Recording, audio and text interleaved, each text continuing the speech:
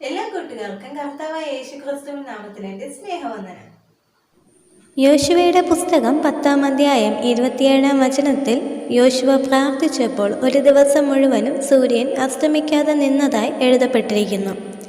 ഇന്നത്തെ വീഡിയോയിൽ യോശുവ കൽപ്പിച്ചപ്പോൾ സൂര്യൻ ഓടാതെ അങ്ങനെ നിന്നുവോ? അതിന് ശാസ്ത്രീയമായി തെളിയിക്കപ്പെട്ട ബൈബിൾ സത്യങ്ങൾ എന്താണെന്ന് നമുക്ക് നോക്കാം. NASA ശാസ്ത്രീയ ഗവേഷണത്തിൽ ഭൂമിശാസ്ത്രപരമായും വനശാസ്ത്രപരമായുമുള്ള കണക്ക് കൂട്ടലിൽ ഏതാണ്ട് ഒരു ദിവസത്തെ വ്യത്യാസം കാണുന്നതായി പ്രഖ്യാപിച്ചു. ആ ടീമിലുണ്ടായിരുന്ന ഒരു ക്രിസ്ത്യാനി ശാസ്ത്രജ്ഞൻ പറഞ്ഞു, സൺഡേ സ്കൂൾ ക്ലാസ്സിൽ യോശുവയുടെ കാലത്ത് സൂര്യൻ ഒരു ദിവസം അസ്തമിക്കാതെ നിന്ന ചരിത്രം പഠിച്ചിട്ടുണ്ട് എന്ന്. തുടർന്ന് ബൈബിൾ കൊണ്ടുവന്ന് പരിശോധിച്ച് യോശുവയുടെ പുസ്തകം 10-ാം അധ്യായം 12 മുതൽ 14 വരെയുള്ള വാക്യങ്ങളിലെ വസ്തുത ഗ്രഹിച്ചു. ശാസ്ത്രജ്ഞന്മാർ കമ്പ്യൂട്ടർ നോക്കിയതിൽ ഒരു ദിവസം മുഴുവനും ഇല്ല, 23 മണിക്കൂറും 20 മിനിറ്റും കുറവുള്ളതായി കണ്ടു. ബാക്കി 40 മിനിറ്റുകൾ എവിടെയെന്ന് അന്വേഷിച്ചു. അതും ബൈബിളിൽ നിന്ന് തന്നെ കണ്ടെത്തി. ഹിസ്കിയ രാജാവിൻ്റെ മരണകരമായ രോഗത്തിൽ നിന്നുള്ള വിടുതലിനോടുള്ള ബന്ധത്തിൽ പ്രവാചകനായ യേശയ്യാവിൽ കൂടി ദൈവിക ആലോചന നിഴൽ 10 പടി പിന്നോക്കം തിരിയട്ടെ എന്ന കാര്യം അതുപോലെ സംഭവിച്ചു. ആഹാസിൻ്റെ സൂര്യഘടികാരത്തിൽ ഇറങ്ങിപ്പോയിരുന്ന നിഴലിനെ 10 പടി പിന്നോക്കം തിരിയുമാറാക്കി.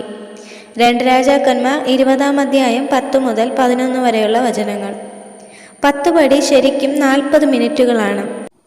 സർവചരാചരങ്ങളുടെയും സൃഷ്ടിതാവും നിയന്ത്രിതാവുമായ സർവശക്തനാം ദൈവത്തിൻ്റെ ജ്ഞാനം ചോദ്യം ചെയ്യാതെ പ്രാപിച്ചാൽ മഹനീയമാണ്, അനുസരിച്ചാൽ അത് അനുഗ്രഹമാണ്.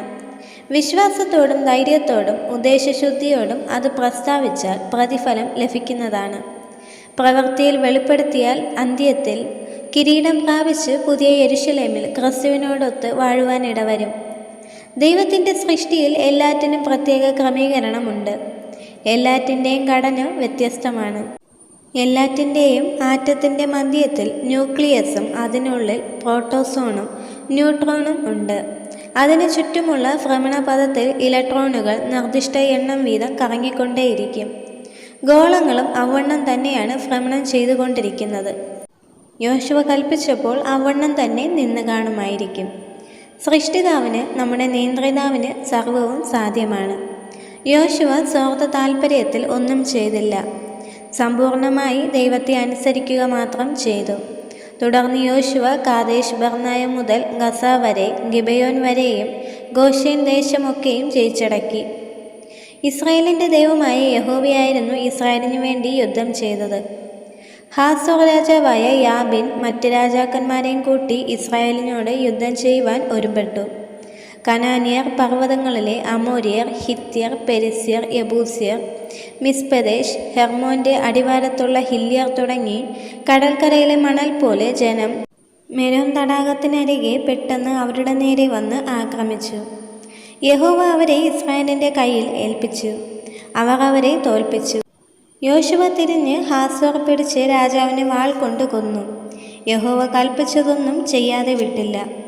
മലനാടും തെക്കേ ദേശമൊക്കെയും ഗോശേൻ ദേശമൊക്കെയും താഴ്വീതിയും അരാബയും ഇസ്രായേൽ മലനാടും അതിൻ്റെ താഴ്വീതിയും സെയീരിലെ മൊട്ടക്കുന്ന് തുടങ്ങി ഹെർമോൻ പർവ്വതത്തിൻ്റെ അടിവാരത്തുള്ള ലെബാനോൻ താഴ്വരയിലെ ബഗ്ദാദ് വരെയുള്ള ദേശമൊക്കെയും യോശുവ പിടിച്ചടക്കി. ഹിവ്യരൊഴികെ മറ്റെല്ലാ സ്ഥലങ്ങളും യുദ്ധത്തിൽ പിടിച്ചടക്കി. യോശുവ ചെന്ന് മലനാടായ ഹെബ്രോൻ, ദബീർ, അനാബ്, യഹൂദ മലനാട്, ഇസ്രായേലിയ മലനാട് എന്നിവിടങ്ങളിൽ നിന്നൊക്കെ അനാക്യരെ സംഹരിച്ചു. ദേശം മുഴുവൻ പിടിച്ച ശേഷം ഇസ്രായേലിന് ഗോത്രവിഭാഗ പ്രകാരം ഭാഗിച്ചു കൊടുത്തു. യുദ്ധം തീർന്ന് ദേശത്തിന് സ്വസ്ഥത വന്നു. മോശയുടെയും യോശുവയുടെയും നേതൃത്വത്തിൽ പിടിച്ചെടുത്ത രാജ്യങ്ങളുടെയും സംഹരിച്ച രാജാക്കന്മാരുടെയും വിവരണം യോശുവ 12-ാം അധ്യായത്തിൽ കാണുവാൻ കഴിയും. യെരുശലേമിൽ പാർത്തിരുന്ന യബൂസ്യരെ അവർക്ക് നീക്കിക്കളയുവാൻ കഴിഞ്ഞില്ല. അവർ ഇസ്രായേൽ മക്കളോട് കൂടെ യെരുശലേമിൽ പാർത്തു. സമാഗമന കൂടാരം ശീലോവിൽ കൊണ്ടുവന്നു. ഇസ്രായേൽ സഭ മുഴുവന് ശീലോവിൽ കൂടി. യോശുവ ജനത്തോട് ദൈവം നടത്തിയ വിധങ്ങളും നൽകിയ ജയവും ഒക്കെ വിവരിച്ച് ദൈവത്തിൻ്റെ ന്യായപ്രമാണം പൂർണ്ണമായി അനുസരിക്കണമെന്ന് ഉറപ്പിച്ചു പറഞ്ഞു. ദേശം നറുക്കിട്ട് വീതിച്ചു കൊടുത്തു. വാർദ്ധക്യത്തിൽ ദൈവസന്നിധിയിൽ എത്താറായ സമയത്തും ദൈവത്തിൽ നിന്നുള്ള ആലോചന വ്യക്തമായും ശക്തമായും ജനത്തിന് നൽകി. യഹോവയുടെ ദാസനായ യോശുവ 110 വയസ്സുള്ളവനായി മരിച്ചു. ന്യായാധിപന്മാരുടെ കാലത്ത് ഇസ്രായേൽ മക്കൾ അവർക്ക് അവകാശമായി ബാക്കി പട്ടണങ്ങളും ദേശങ്ങളും നേടിയെടുക്കുവാൻ പുറപ്പെട്ടു.